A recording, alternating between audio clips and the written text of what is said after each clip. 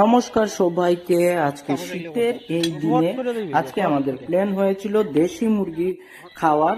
এখানে আমার বন্ধু সৌরভ মুরগিটা কেটে দিচ্ছে, কারণ এই বিষয়ে আমি একদমই পারি না। ওই সব দেশি মুরগিটাকে কেটে একদম সুন্দর করে ধুয়ে দিয়েছিল এবং মাংসটা রান্না করেছিল তাপস।